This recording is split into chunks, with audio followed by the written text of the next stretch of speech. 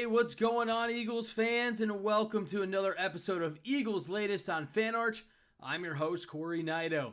Well, we're going to have some fun here in this episode today. No talk about possible retirements, talks about A.J. Brown being traded. We're not doing that here this afternoon. We are going to hand out some awards here for the 2025 Philadelphia Eagles.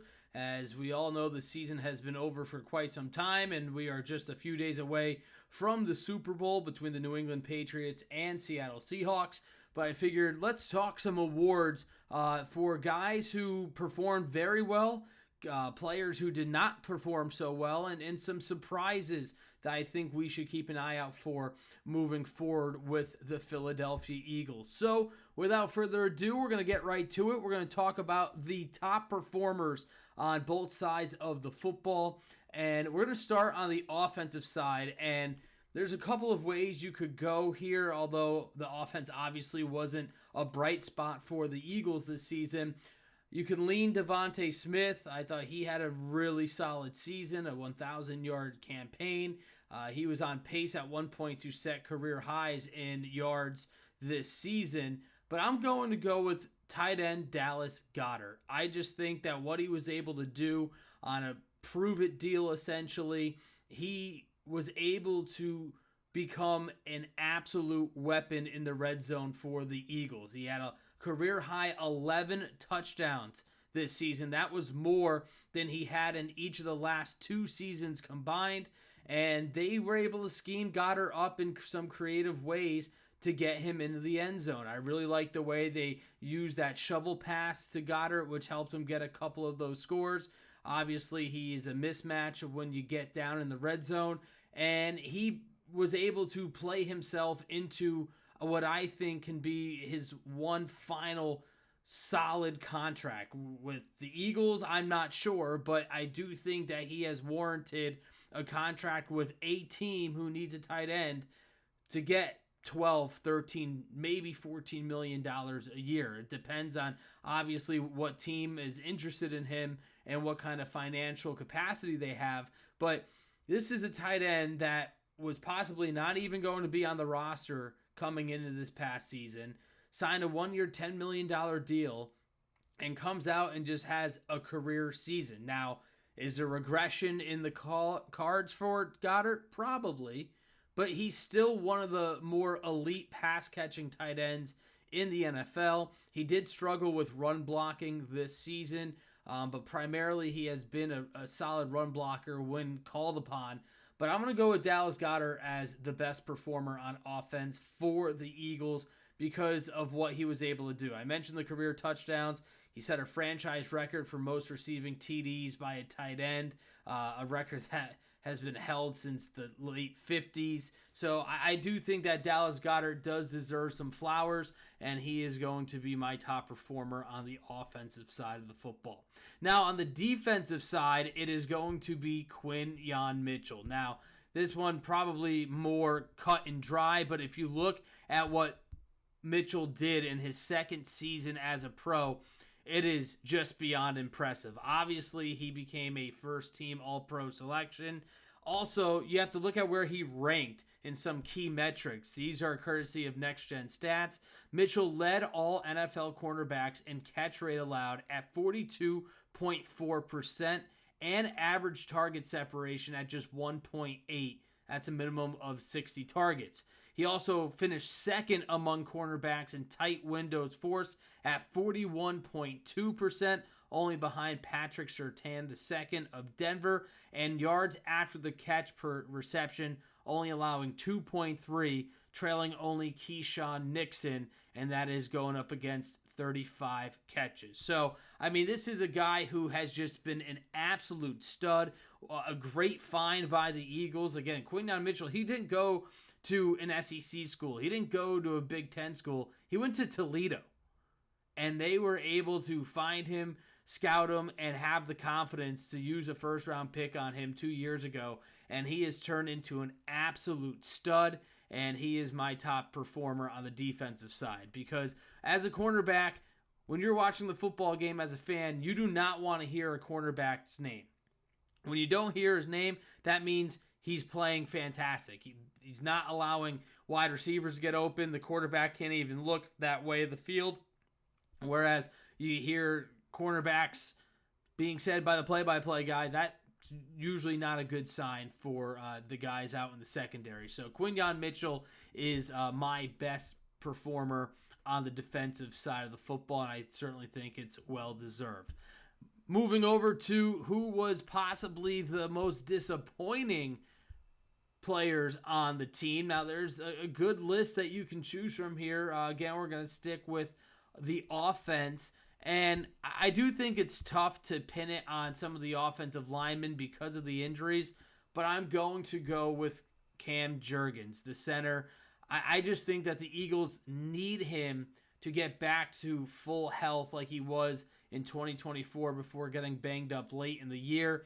He can be so good, and he's shown it, that he can be athletic, he can get out in front of the play, he can pull.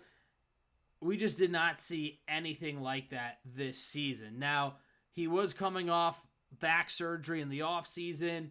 Maybe it had to do with some recovery there. He did say in the second half of the season that he was healthy, but when you watched him play, it just didn't look like Cam Jurgens. Now, again, there's a lot of inconsistencies. There was a lot of head scratching. There was a lot of finger pointing as to why this offense just was not cohesive and not in sync throughout the majority of the season. Maybe that played a factor into it, but I'm going to go with Cam Jurgens as my biggest disappointment this season because he is the keystone of that offensive line. Obviously, he is the heir apparent to Jason Kelce, who pretty much handpicked Jurgens to be his replacement, and the Eagles certainly need him to bounce back next season and moving forward to allow the Eagles to sustain the success that they've had in the trenches. On the other side of the football, the defense, I think this one is pretty evident. It's Keely Ringo, the cornerback. I thought this season was such a wasted opportunity for the third-year cornerback. I just thought that going into training camp, I had a lot of expectations. I thought that he was going to win that starting cornerback job opposite of Quinyon Mitchell. I mean, he's tall, he's lanky, he's athletic, 6'2", 207 pounds, but he just can't figure it out right now on the outside. And listen, he's a young guy. He's only 23. Put that in perspective, he is less than a year older than DeJean, and he's younger than Quinyon Mitchell. And he's already played his third year in the league. I mean, he was a 20-year-old when he came into the NFL, essentially. So I do think there are some growing pains still with Keely Ringo. I do think this was a disappointing season. He certainly was disappointed with the way he played, able to talk to him a couple times throughout the season in the locker room, and you could kind of see on his face he just wasn't happy with how he was performing. And he was unable to beat out an aging veteran in Adoree Jackson, who just wrapped up his 10th season in the league. So I do think that Keely Ringo was definitely the most disappointing Eagle defensively. He was really solid on special teams, and maybe that's his calling, in his final year with the Eagles, and then maybe moving forward if Philadelphia decides not to retain him. I don't know if they will after next season. He's really going to have to show some promise. But the Eagles very well could be using an early draft pick on cornerback because of the lack of maturation from Keely Ringo as a football player. So certainly disappointing for Ringo. Again, just 23 years old.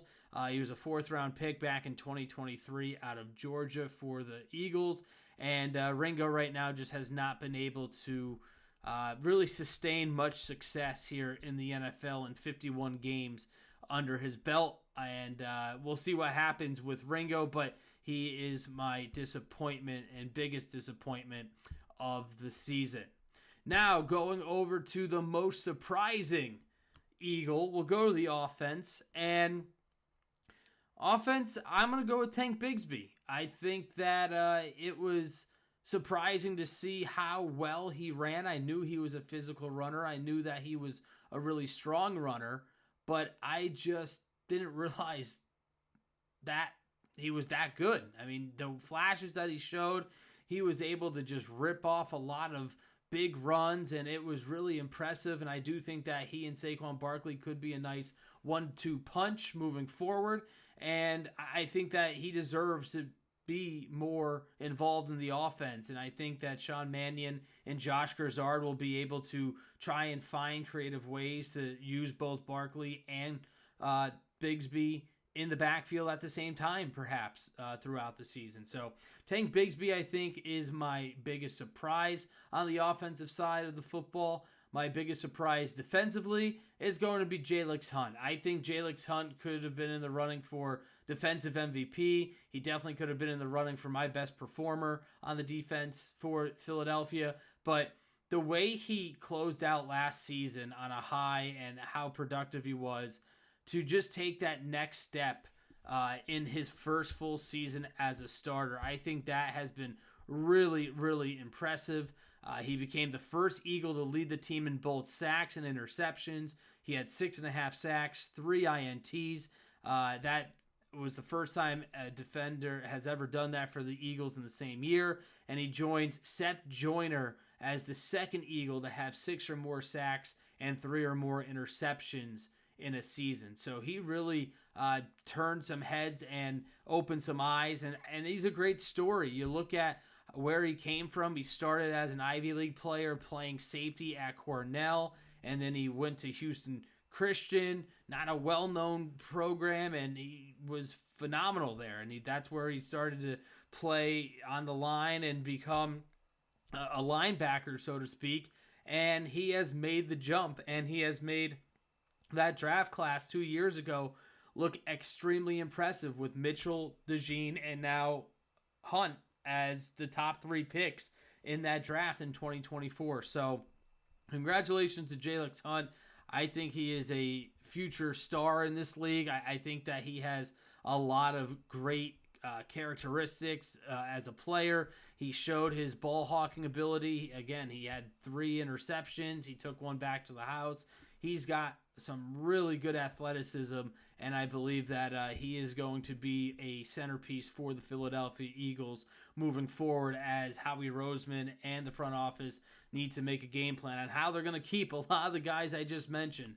Jalix Hunt, Quinyon Mitchell, Cooper DeJean. I mean, those are just some of the names scratching the surface of this really impressive defensive unit that the Eagles have. So some good, some bad, obviously, this season. I don't think it was all of a terrible year. Listen, I know that it didn't end the way everybody wanted. I know the offense was extremely frustrating to watch, but they did win 11 games. They ended up becoming the first repeat division winner in the NFC East in 2 decades. A.J. Brown and Devontae Smith, both 1,000-yard receivers. First time that's happened for an Eagles duo in the same year. I mean, Jalen Hurts didn't have a terrible year, didn't have a great year. He's going to need to change some things.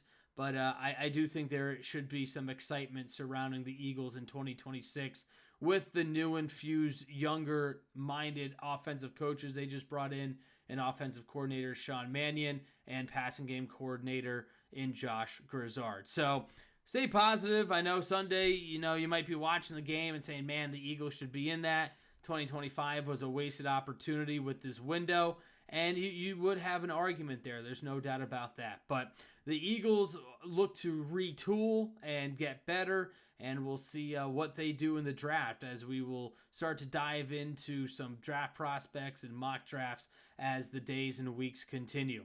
But until then, please make sure you subscribe to the channel, drop a like, drop a comment, let me know who you think was the top performers, the worst performers, who surprised you the most. Are there any other awards that you would give out to players? I'm all ears and would love to hear from you.